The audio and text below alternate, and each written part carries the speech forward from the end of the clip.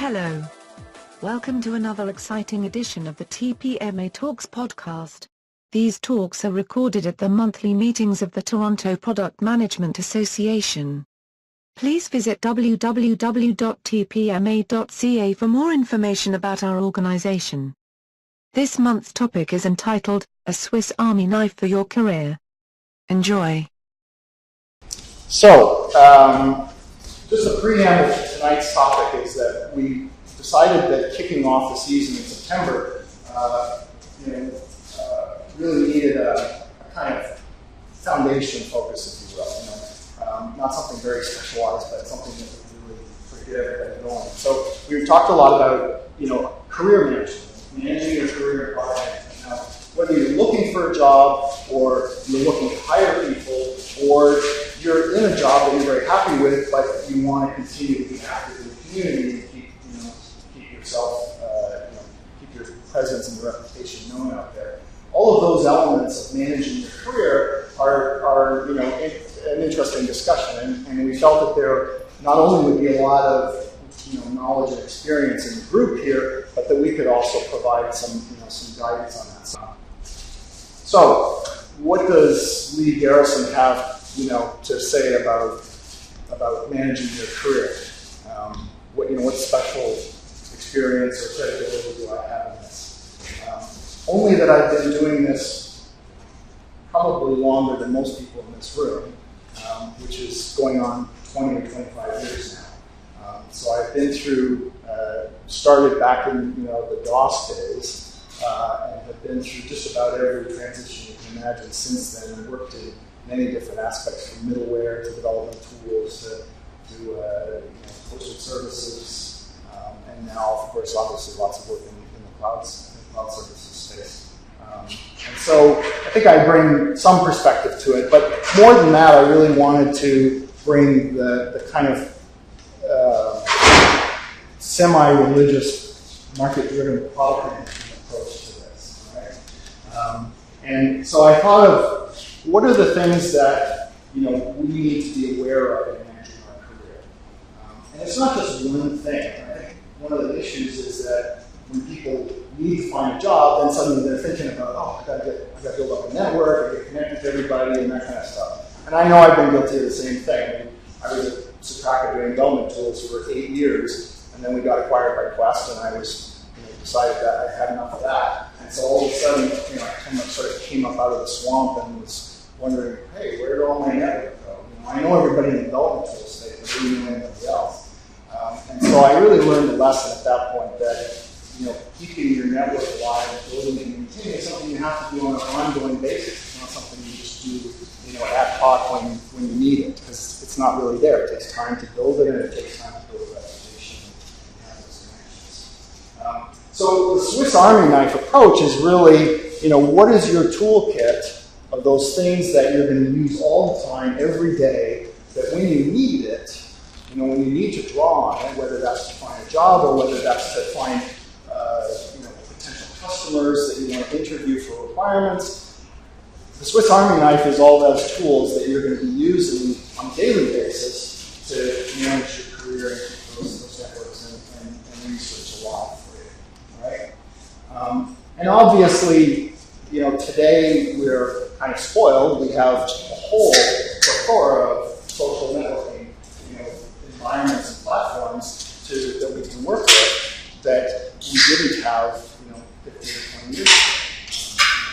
I know that when Alan and I were first at Citraka, not this Alan, Alan Armstrong. The Christmas party went. That's true, you did.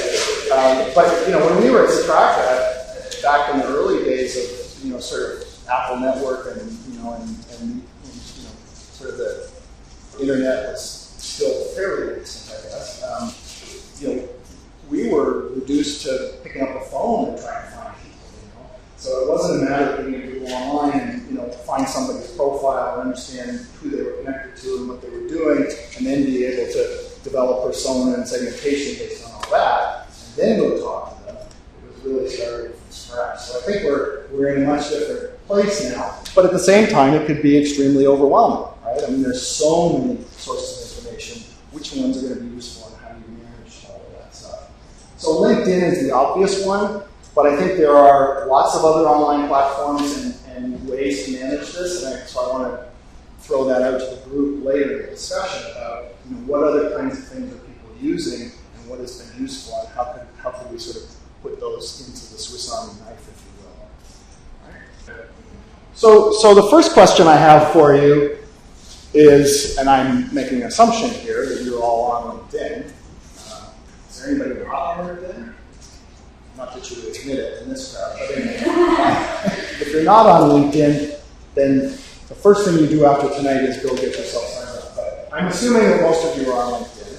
So the first question I have is, why are you on LinkedIn? Is it because everybody else is? Is it because somebody told you it was a good thing to do? Or did you actually sit down and make a plan to use that as a tool? All right? So what do you hope to expect to gain from it?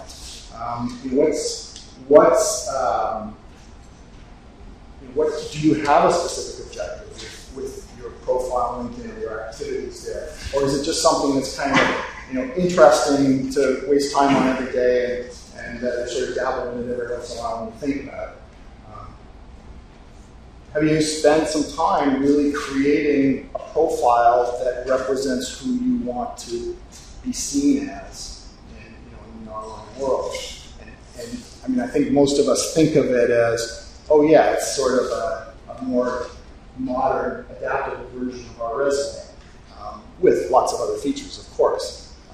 But have we really sat down and thought about that profile in the context of both our product management profession and also in terms of an online world?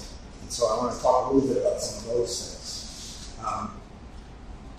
And I think one of the things that comes up a lot with LinkedIn is the number of connections you have, right? And so I want to talk a little bit about the quality of those connections and what you're doing with that, because I think if you're just interested in numbers, oh, that person has more than 500 connections. There's probably some other places that you could get, sort of more traffic, like Facebook.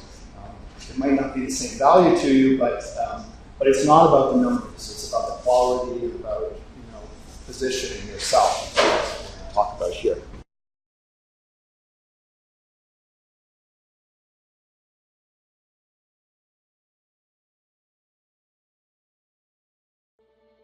What happened? Were companies supposed to guarantee jobs for life? Was the government supposed to rescue everyone? Were universities supposed to grant degrees that promised unlimited opportunity? The world has changed. There's plenty of blame to go around, but the solution is within you. All humans were born entrepreneurs. In the caves, we were all self-employed, finding food, feeding ourselves. That's how human history began. And that's the entrepreneurial spirit we must rediscover. We have it within ourselves to take control of our career and build the future we want. And we do this by looking at the lessons of today's entrepreneurs and applying them to our lives.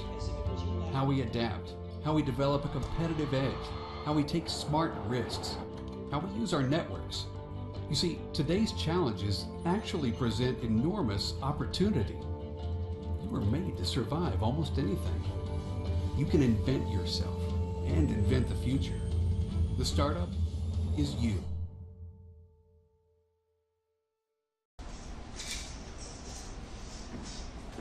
So if you're a product manager in a startup, or the CEO who thinks they're a product manager, what do you do? Well, we know that product managers like to solve problems. They spend time understanding what customers need and want, and then they develop solutions that solve those problems. They're delivering financial benefit or value to their customers, to the organization, to the startup.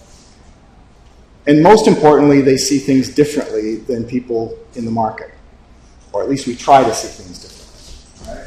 That's our value as product managers. We're here to look at the market in a different way and understand the problem in a different way and bring a different solution that nobody has thought of before that has value to our customers. So, what if the product was you?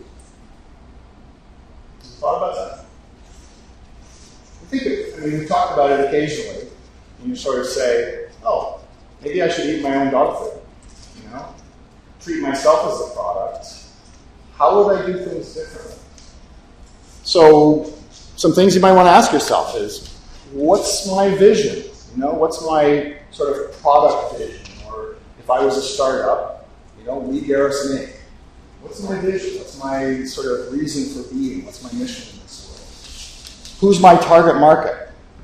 Who am I most confident to work with? I understand their space, my skills and competencies apply to their problems, and it's an environment that I can bring, or it's a market, a segment that I can bring value to. What's the problem? What are the problems that they have? We all know how to define problem statements, for whether it's a development tool or a cloud service or your online backup or your insurance, widgets. We all know how to define that problem in terms of the business issue. So if you turn that on yourself, what's the business issue that you are focused on? Okay. This is something you might not have thought of, but what's the competition? Who else is out there? What other solutions are available, right? Who else has those skills? And how are they approaching the problem and solving that for those particular target customers? And then what's the solution? Are other people out there with similar skills as you solving the problem in a way that makes sense, or are they missing something? Is there a unique way that you have of bringing that solution? And then articulating what's your unique value. Right? What is it that makes you unique? Just the same way as we'd be talking about any software product or online application or other feature that we position as unique in the marketplace to solve a particular problem. So once you've done some of that work, and that's not something that happens overnight, obviously, that takes some soul searching and a little bit of work, right? Then it's appropriate to go to market. Then it's appropriate to look at sort of that, that back end of the pragmatic framework, right? So presumably you've done the whole left-hand side, strategy, you understand what the problem is, who your target market is, what makes them tick, where you fit in that, what solution you have. Now we're really focused on this right-hand side. How are we going to go to market? How are we going to make people aware of who we are, what our skills are? How are we going to continue to nurture those relationships and be in the right place at the right time when people are ready to, quote unquote, buy our skills or our services, right? And I don't mean purchase in a transaction just as in hire, but also, develop a connection with you. So maybe you're looking for, beta customers for your product launch, and you now have a whole network of people that you can draw on because you've built relationships with them over time, and you really understand who they are, and they respect your reputation in the marketplace. So, just as a thought exercise, think about all the product launches you've done, and which ones have gone well or not, and what would happen if you were the product, and if you were taking yourself to market with the same kinds of approaches and tactics. So one of the first things that comes up is brand, right? So what's your personal brand? How many of you are technical product managers versus marketers? So how many of you are marketers? A few, okay. Somebody want to make a sort of an attempt at what is a brand? How would you define a brand? Not your personal brand, but just a brand. Anybody? Promise. Good. Yeah. So the sort of classic definition of brand is, what is your promise to the marketplace? Right? What is it that you are known for, and you've built a reputation and credibility in delivering to that marketplace? And that's the essence of your brand. It's that promise of what you deliver, right? And how you do it, the words you speak, the relationships you have, not just your logo, right, or the colors on your website, but really everything around that supports your messaging and positioning that people identify uniquely with you. And when you see a swoosh, you know immediately, not just that it's Nike, but everything that Nike represents in terms of the image, lifestyle, and athletics, and just do it. All of those things are wrapped into that single kind of visual, right? Which is very powerful. And interesting to ask yourself, what is your personal brand? And how would you start to build that and encapsulate it in a few things that people would know you for? So first of all, when you're building that, it takes a conscious choice to say, okay, I'm going to build a brand that has a specific set of principles to it and words and what I do. It has to fit with my goals, obviously. Remember the vision and mission about what I'm doing on this earth as a product manager, and how do I support that? And then most importantly, and this is where the sort of go-to-market piece comes in, is actively managing your brand presence online. Right? It's your web presence, just the same as if you were a startup and you were looking to establish a reputation online.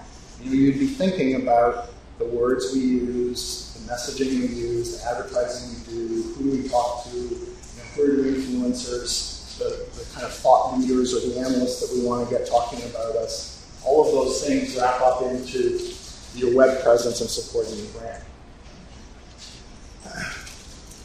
I think today what's different from previous generations, and it's kind of obvious maybe, but I'll say it anyway, and that's that you have to demonstrate that you're proficient online, that you have a presence online, that people know you have a reputation. You're not just some person that pops up every once in a while out of the blue when they need a job, right? It's somebody that's actively involved in contributing to the industry or field.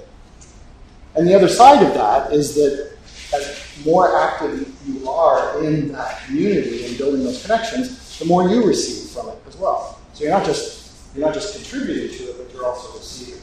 And so that's why I said at the beginning, we use LinkedIn as a sort of way of finding jobs or connections with people that might help us in the future. But it's really also a great way to do research on an ongoing basis and have your finger on the pulse of what is going on, what's relevant to you and your particular goals. There's a very interesting book that just came out from Dory Clark called What's Next, and it's around reinventing the personal brand in an online world. Some of you may know that there are personal brand coaches out there, and there have been quite a few books over the last number of years about your personal brand. But this is an interesting take on doing it in a very complex online world where you're managing lots of different connections and influences. So something you might want to take a look at. So this is an interesting one about your personal brand. So we've already talked about who are you. What are your skills? What matters to you? What do you have uniquely to offer? And then how are you perceived in an online world? What relationships do you have, both personal and professional? You're known by your companies, so to speak, in an online world. And what's the reputation? What is your reputation? What do people say about you? Somebody who's looking or connected to you, what would they start to see? And then you turn the needle. So what am I trying to achieve here? Who, as I mentioned earlier, who is your target? What are you trying to focus on? And what's your particular style, persona, if you will? And how are you going to communicate that with the people that you're trying to reach and build relationships with? And then creating the brand, as I mentioned earlier, is not just about a visual logo or colors on the website. It's not even just about words, so messaging. It's also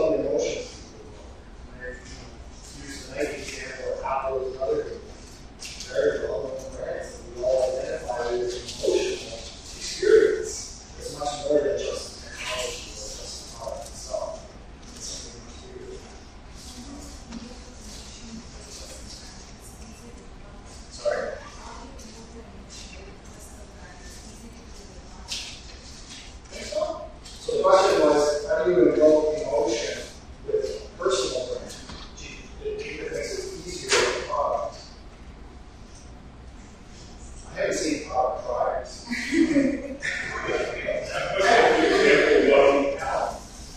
Product example, highlights is always had Steve Jobs.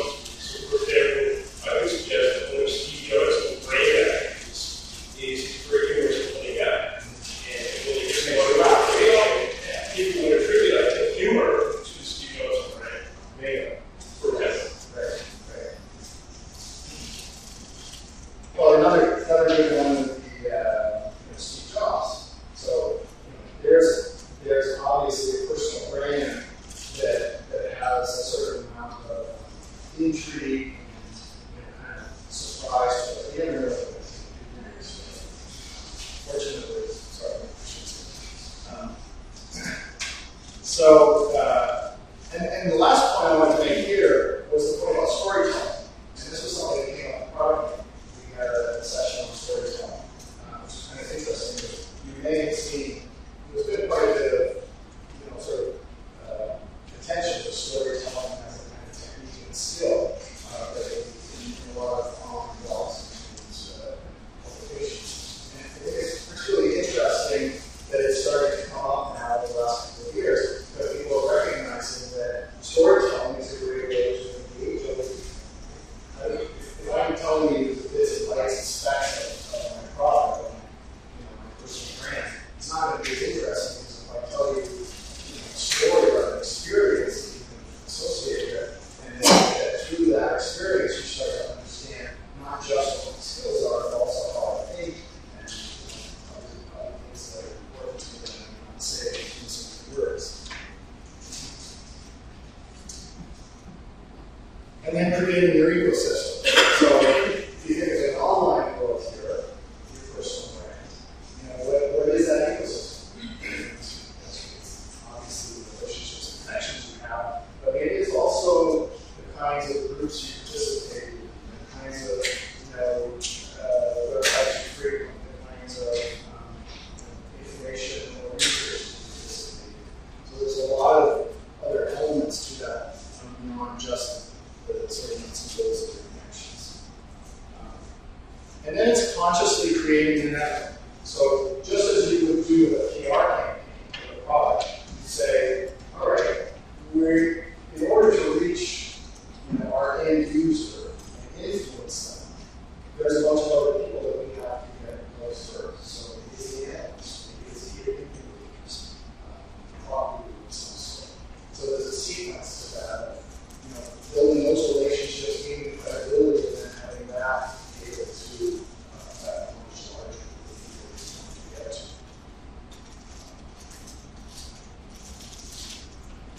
And I think you hear this one a lot.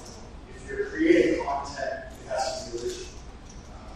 And while that's largely true, I think when we talk about personal brand, we're really looking at not just replicating things, but giving some insight, enhancing our brand with some insights into that particular topic or issue. So, I think it's all back a little bit annoying when there's a whole bunch of sort of lists of things, or retweeting things that without any particular comment on them.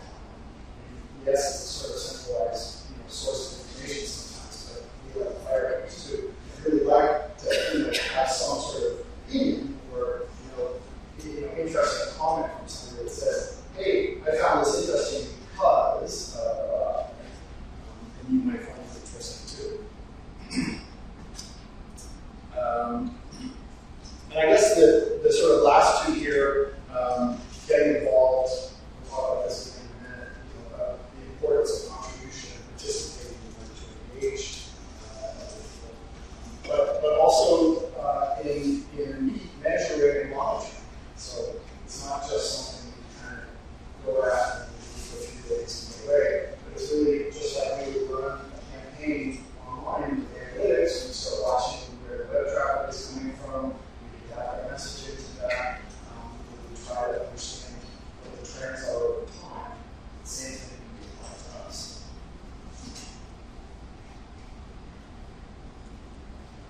And I'll give you one more here. This is another one that I thought was sort of interesting. So personal branding in the social media space. And I think we sort of know the numbers, and they're pretty impressive. But when you actually look at it carefully, you go, wow, it really could reach like 80% of the world's population if I really figured that to most of these platforms. So whether it's Facebook, whether it's LinkedIn, Twitter, obviously, Google+, Cloud Baby, Cloud Me, and there's numerous sites on this.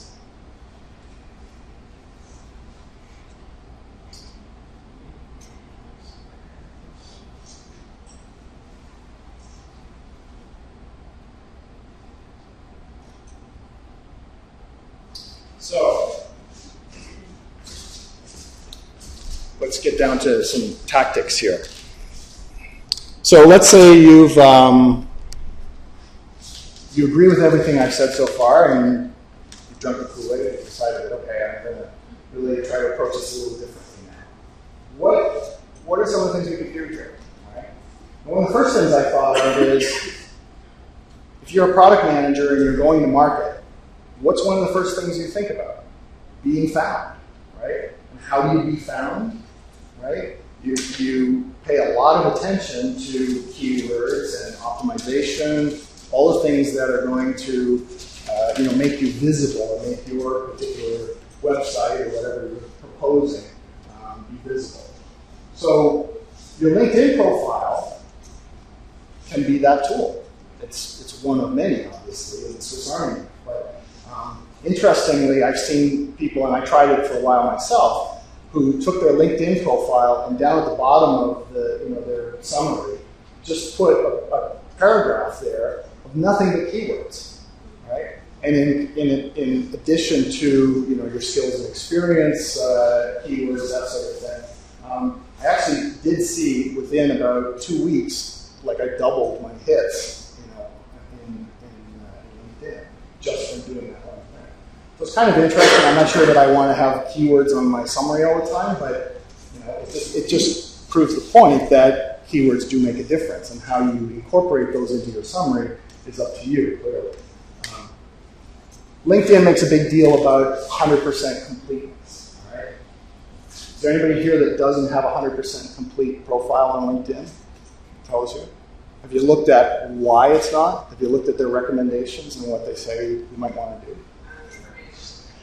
Skills. Picture and skills. Picture, okay. Put somebody else's picture up. They would change it.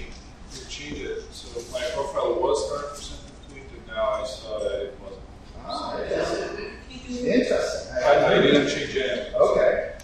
The one thing that I did notice when I was looking at some of this stuff is that you can have everything complete on your profile except for recommendations. And if you don't have more than 3 recommendations, you won't be 100% complete. So recommendations is an important thing. We'll talk about that in a moment. But there are a couple of other things that may be obvious if you start to think about them, but I think a lot of us, at least I'll speak for myself, I hadn't really thought of these things before. Your public URL for your profile, you can customize. And you can put your full name in there as your URL, and then obviously that will contribute to optimizing your search results. Your websites, you get, I think, 3 website listings, something like that. And the suggestion is that instead of just using the sort of standard categories, so blog or my website, things like that, select other and then customize that website name. So maybe it's, market-driven product management blog or something like that, or say even Alan have the on product management blog. So those are the kinds of things that by using as much of the customization as you can and putting your own keywords in there, it's going to increase your results.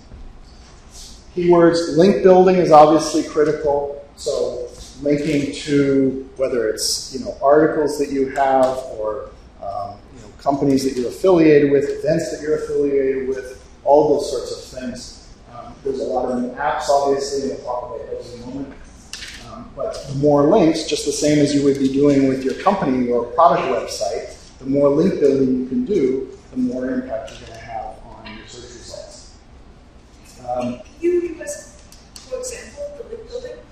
So the search algorithms are pretty complex. I don't pretend to be a search expert at all. But really, it's not just keywords that they're basing that on, but they're also basing it on certain types of content and the numbers and quality of connections of links that that particular site has with related sites or related traffic. So and it's very much based not just on quantity but also quality and how much people actively use those links versus just having a lot of links on their pages. Right?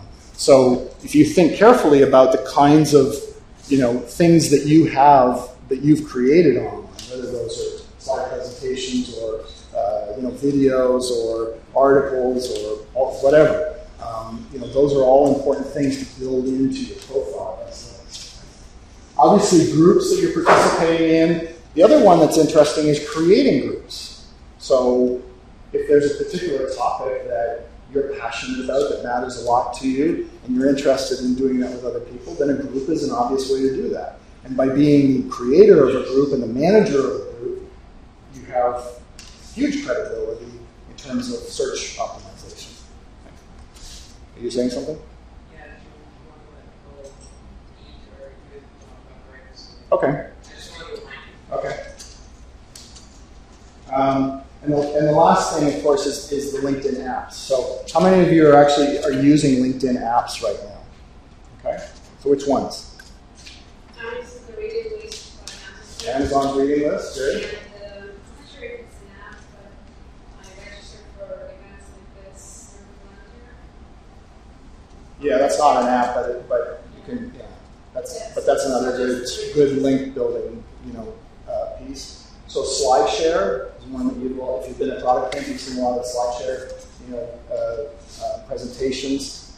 You can link that into your LinkedIn profile. There's WordPress and blog apps where you can have that post, your latest articles or links to that. And there's just all kinds of other stuff. So it's interesting to explore that and make use of it. Let's take a little bit of a break, grab something to eat, because I know we're carrying on here, and we'll start to open it up for conversation. So just a couple more things to kind of wrap this up and then open it up to the conversation.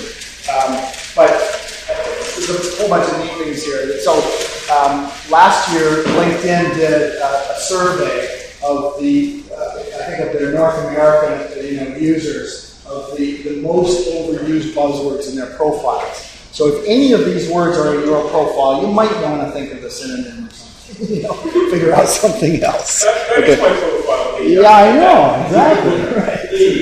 Would that be determining overused keywords or just most used keywords? Like what's the difference? That's a great question. Most used, I think there's probably, there is certainly some, sort of... I remember some commentaries about that, and quite a few people in the HR profession consider multitudes. They say they're overused because they're becoming meaningless. They appear so often. Well, and they're also sort of subjective, right? I think what they're saying here is that these are not as descriptive as they could be, and so people kind of have gravitated to them because they can sort of cover a lot of stuff up with a few words that sound good. At any rate, those are some things you might want to avoid and try to think of, better ways of describing yourself or more detailed ways of describing yourself. With all due respect, you came up with that. So I will use 20 words that label them as overused. These are people that read resumes all day and not in time. So eventually you'll cover every word. Like someone who's got a quarter century or something to say they have extensive experience rather than say I'm old and I spent 25 years. That's true. That's true. I might take that advice. Yes. I think when I got up to like 16 years in the software industry, I decided it was time to make it a little bit more vague. Could you hit that? So I think you've got the idea from what I've said already that a lot of this is about developing quality connections and building personal relationships as opposed to just, hey, I want to be a connection, and yeah, okay, and we don't know anything about each other. So a couple of things that are highly effective. Giving recommendations. And the catch here is giving recommendations that are meaningful and not asking for favors in return, right?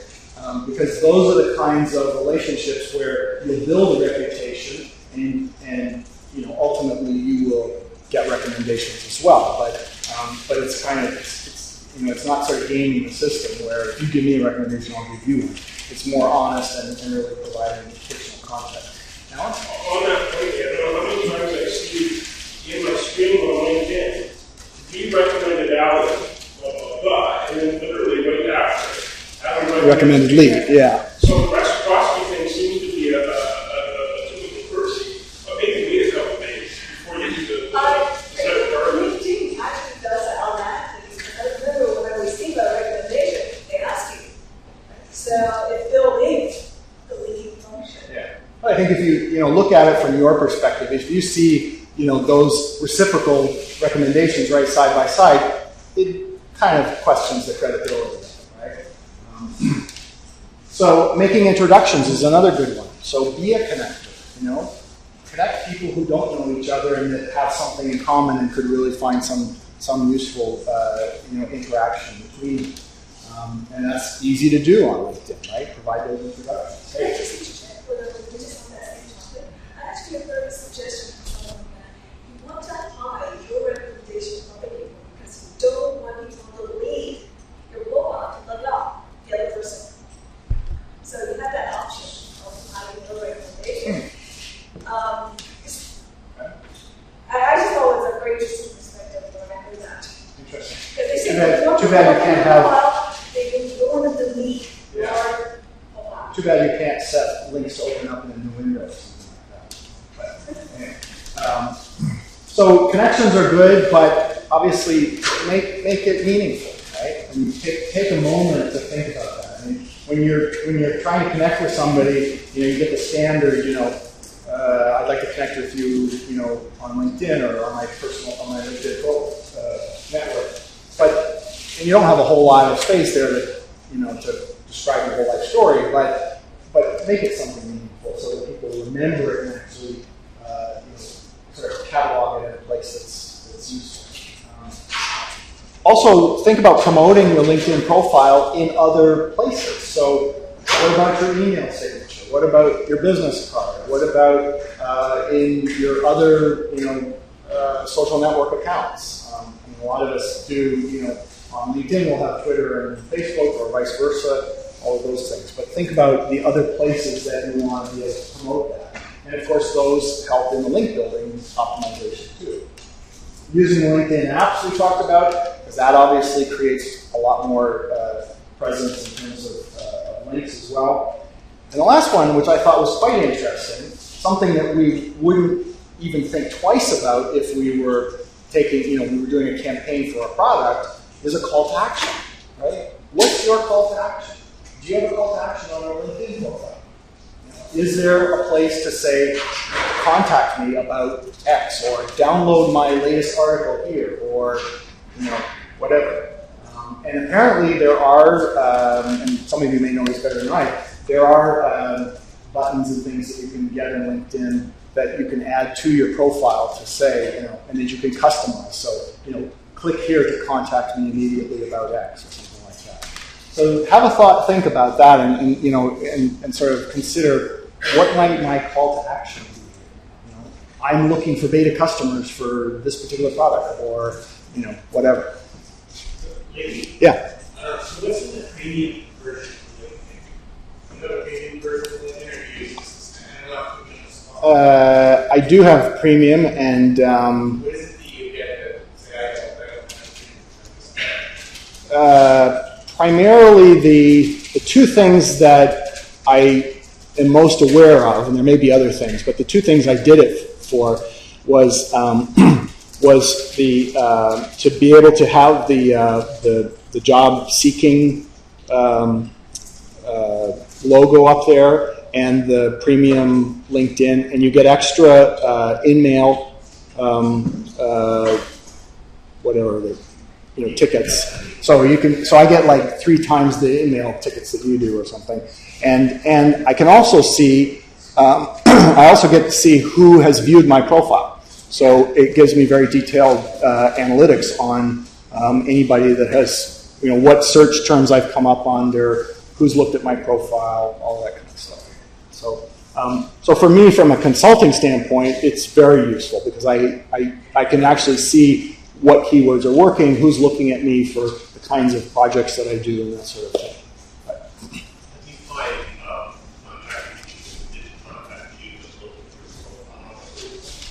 Sometimes, yeah. I mean, sometimes if there's a connection there and for whatever reason they didn't reach out to me, it may be somebody that I reach out to, yeah, and say, hey, we're connected to so and so, and here's what I'm doing. Are you interested in that? That sort of thing. Also, if you have suggestions or like a good point of making sure that the connection is personal and meaningful, so you could do that. The first time you met them and you send them a meaningful message and you have that initial connection. But then how do you keep up? Let's say you have so many contacts on LinkedIn. How do you make sure that you keep up with those network but in a meaningful way on a regular basis? The way, just me personally, so I'm not saying this is the absolute. Oh, sorry. Deepika's asking, when you have a lot of connections on LinkedIn, how is it possible to have sort of meaningful personal interactions with them when, let's say you have 500 connections or more, it's kind of tough to have personal, one-on-one interactions. And what I find useful is groups. So, groups are a great way of being visible and also interacting with a whole set of people around specific topics. And then occasionally, something pops up and you take it offline between 2 of you. But and then obviously there's sort of a core group that you may have that you do keep in touch with more closely, right? And I find that the TPMA is great for that because the TPMA group is one where people come and go and are active in certain things, and so we connect with a lot of people that way.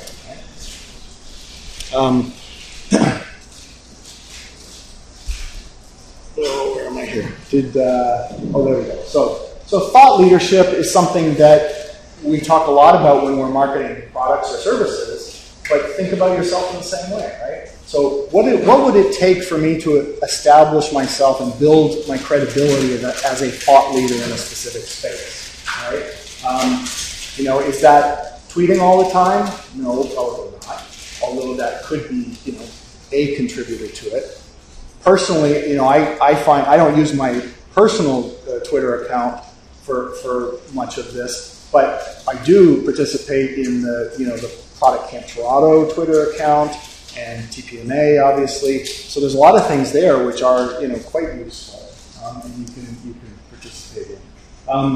Your status update in LinkedIn, make use of that. All right. They say that you should be doing like 2 to 4 status updates a day.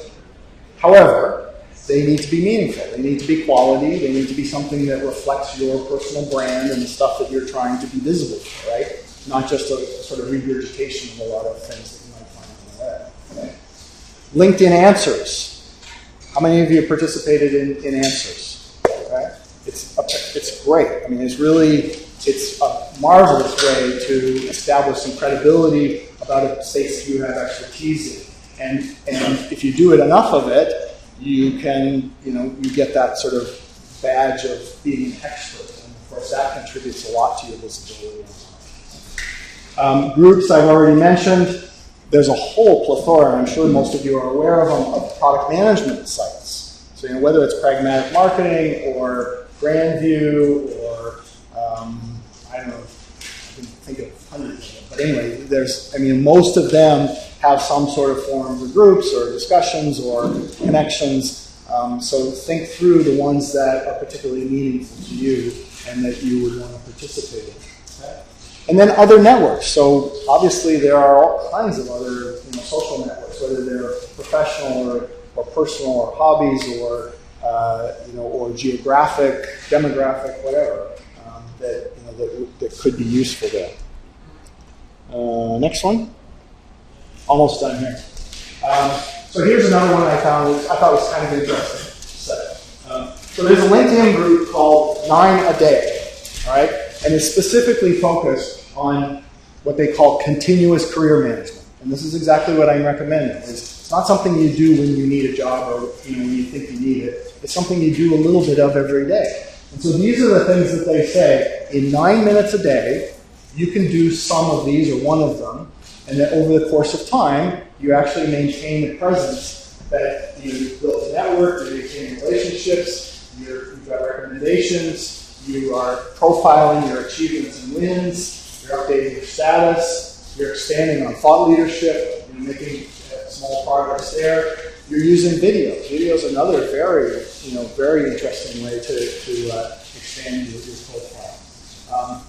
Obviously, if you have all these connections and you have the credibility, then when and if you need to hire somebody, you have access to a pool that already knows you and already believes in you and is interested in working with you. And last but not least, research. It's a great place, and you've built up obviously a good network of credible relationships where you can do good research and you can find the kinds of information that you need.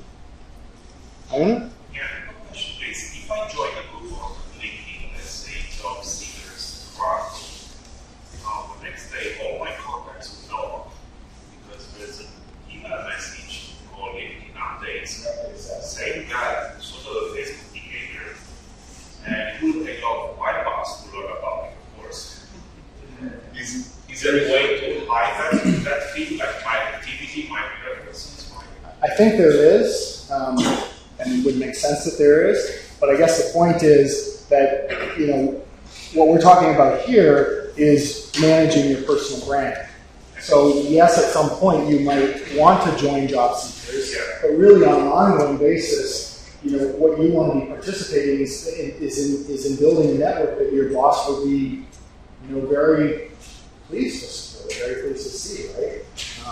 In fact, I think I saw a statistic that in one of the infographics that something like there's a higher percentage of bosses than reports who are more active on LinkedIn and LinkedIn groups and social networking than your direct reports are. So if you think that you're afraid to see, for somebody to see what you're doing, it's probably likely that your boss is doing a lot more than you are. So, to which degree you want to be seen, right? Yeah. Yeah. Yeah. Right. It is. Yeah. Okay. And you can groups this big. All right. So what is the idea with your status updates? Yeah. So that you make that supposed to suppress within these other groups. So last here, I wanted to just point out, obviously if we were treating ourselves as a product, we'd also be wanting to do some analytics and tracking and monitoring our progress, as I mentioned before. So, can you monitor and track the expansion of your reach, the growth of your network over time? The groups that you participate in, how much momentum and activity do they have, or are they, declining, or growing, or declining? What are the thought leadership trends that you're participating in? How visible are you as a thought leader, as a perceived expert, or somebody that people are going to, and what's happening over time? Can you measure the increase in hits or traffic that you're getting, visibility you're getting before and after a specific event? Whether it's an event or something that you posted, look at the before and after and see what impact that had. Like, for example, the link, when I told you I put the keyword list into my profile, and I was able to track before and after, I had doubled my hits, in 2 weeks. Website referral traffic. So where is that traffic coming from? What are the referral sources? And how much is that increasing or decreasing over time? So sort of obvious things that we would think about if we were working with a product, but maybe something that you'd want to apply to yourself. And I think last but not least, some principles to remember. So do think about what your brand is online. And that, to your point, It's what your employers or potential employers or your colleagues are going to see. And I think people sort of have a mashup between LinkedIn and Twitter and Facebook, and then get into trouble because they haven't really thought clearly about what I'm doing on Facebook might be connected and visible to what I'm doing in LinkedIn, and those are two things that you might not want to have. So decide which channels you're going to use for professional purposes. It's okay to mix them, but just be aware of that. And then create content that is useful to people, that is something that people can comment on, and that starts to build some momentum for you. Don't position yourself as an expert, but show that you're an expert through your activities. Don't try to do don't try to just limit yourself to one area, but think about yourself and your brand, about what are the various aspects of that and the pieces that you need to participate in. And the last one is sort of obvious, I guess. If you're working for an employer, then think carefully about what their interests are and make sure that you're not sort of contravening that in your activities there.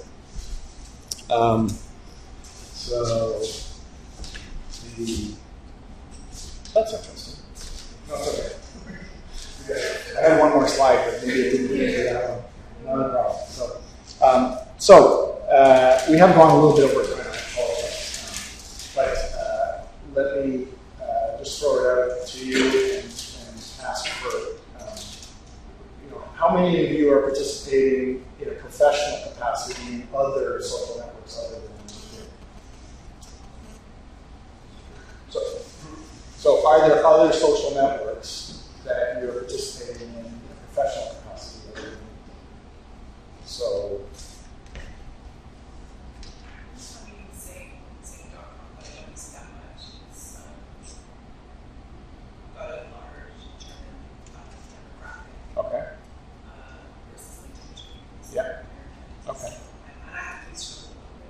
interesting. Okay, so there's maybe some geographic differences, like European ones or something like that. Samantha? I recently joined Flora. Flora, yeah. And they actually, the speaker that opened the product camp, he is there too. Ian Johnson? Yes. Yeah. He's there too. Yeah. And there are quite interesting questions right. that are being answered. So similar to LinkedIn Answers, that's a great place for you to participate in answering, questions that people have around a topic that you have some expertise in, and you can build some reputation. Quora, Quora, I think it is. Yeah. So what, like Hootsuite or any of the other sort of mashups? Anybody working with those? Okay. What this is something what we would call English. We skin our own or put our own brand. The organization I work for put our own brand on top of the Igloo platform for our community. So often everyone in our company is encouraged to contribute to that. Neat. It's really good content management system. It can be versioning and so forth, document management. It can also be just a blog. It can be a contact system. It depends on how people want to use it. It's just for discovery of other like-minded individuals, or it can be a platform for you to promote your project or yourself. It's kind of we dabble with a little bit for the association. It's kind of a web platform for sort of private social networks, essentially. So it's called Igloo, based in Waterloo, and so you essentially build your own social network, whether that's internal to an organization or it could be external for a particular group of people. Also for companies that are using French language for the customer clients, the audio is pretty good. Say that again? The audio. So I'm assuming that's how it's pronounced. The audio. IADEO. Okay. Interesting. Chatter's pretty good if you want to do something internally for your brand. Yeah. Yourself. Yeah. So you can answer questions. Right. And actually, Chatter, can also be opened up to external users too in a lot of enterprises. So, That's another interesting place to get visibility, sure, if you're in a corporation. Anybody heard of Speakerfile? Yeah. It's a local Toronto company founded by one of my former partners, Peter Evans. And they built a online platform for speakers. Right? It's like an online speaker bureau. So it connects experts, domain experts and subject matter experts with conference organizers. And fascinating. It's great. You can list yourself on there, and there's various different levels. Some of the premium ones you have to pay for, but and conference organizers then can come to one place and find all kinds of subject matter experts that could be keynotes or panelists, and things like that. So there's all kinds of things that are out there. If you think about what are the messages that I want to get out there, who do I want to reach, what are the vehicles that I might want to use. Has anyone used LinkedIn as a way to communicate with customers? For example, we have the employee monthly release production, and communicate it to the customers. So usually what we do is send emails, but that's why people don't create it. So has anyone tried using LinkedIn as a way to communicate? Like create a group? I don't know what would be the best way to create a group and pull people in. Sure. You could create a group and then invite people to that group as long as they were all LinkedIn members. That's where something like Igloo, could be very useful if you wanted to build your own platform for it. Salesforce, yeah, Salesforce is used for that. You can open up, Salesforce to certain permissions to external users, and then you can create groups and communicate with them through that. Any other platforms? I was going to say, before our company, we have a LinkedIn group. I think that didn't really get why. Ladies and gentlemen, the library will be closing in 15 minutes. Okay. Yeah, all these different properties. It's okay. Go ahead. And the third floor center will be closed at that time. Okay. If you're All right. It's like being in school, It is. Yeah. Next thing is Bell will be going. Okay. Sorry, John. Try that again. Yeah,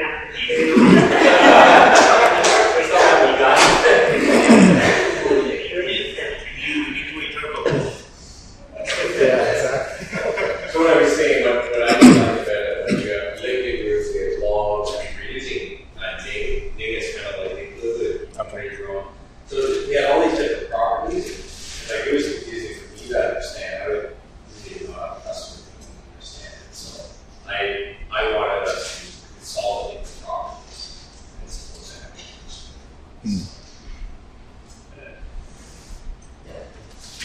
Quick question on LinkedIn between the introductions and the emails.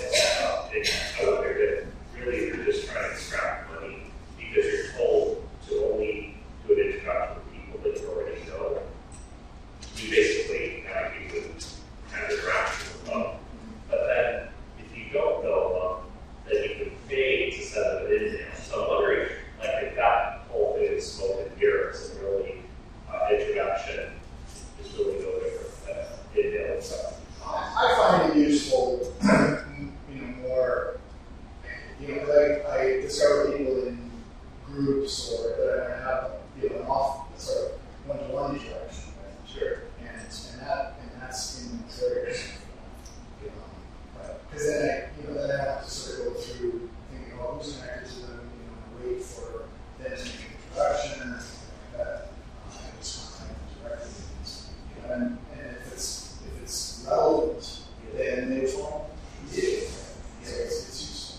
Could you not just simply send the request to connect and just put down some messages or reaching out to them? Because they don't have to connect with you. They should just reply. But when you connect, you can, what is it, like 100 characters or something, 200 characters or something like that. Whereas email, I can really, do something substantial.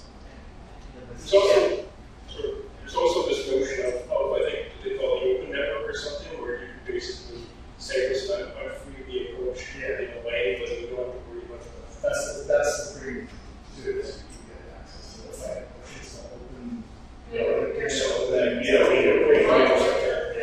Sorry, go ahead. What if it individually, the message that it goes to the inbox?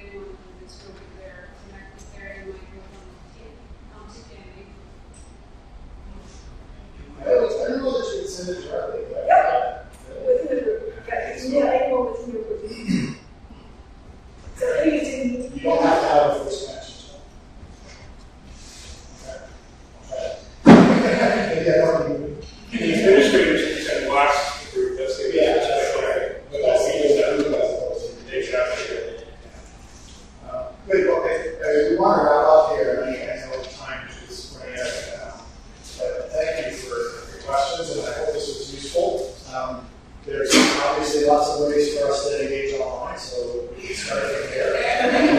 Keep the conversation going. I love other people's ideas and feedback. With other things you discover on our site, and we can start to blossom with that. If you want to give a room a minute to talk about mentorship, that's a question. Why I get into that, because I saw a really interesting example of someone who I read an expert model. And you know how typically you have a sequence of your summary and your experience. This guy did something quite different. He changed the word in which these things appear. So his first section is how to contact him. Contact him for all these reasons. And he put in there what he wants you to contact him for. His independence, all of his friends and business. So I thought that was really neat. And he has all these projects and his recommendations, a whole bunch of things. And it's on the 10th page, and you get to see his experience of where he actually worked. So he can control what you see first. And I wonder, how do you do that? Because I don't know if we're going to have to do that change. I think you can, the way you set up and order the fields in the sections in your personal profile is customizable. But that's a great idea because, just like I said, put the call to action right up at the top. Right? What's the first impression you want to give somebody is that you got something useful for them. So how are they going to get it? Right? And then if they want to know more, they can. Yes. Yeah, because the most important of all. Sometimes I see a very long profile and I wonder The TPMA would like to thank its sponsors, the 280 Group, Podesta, Wild Apricot, Ryan Technologies, Landrick, Cosmetic Marketing, Vault Solutions, and OneDesk. Our podcast music is influenced by Probos. Available at indiefeed.com. Digital voices by iSpeech.org and neospeech.com. Thanks for listening. And don't forget to join us again next month for another exciting TPMA Talks podcast. Goodbye.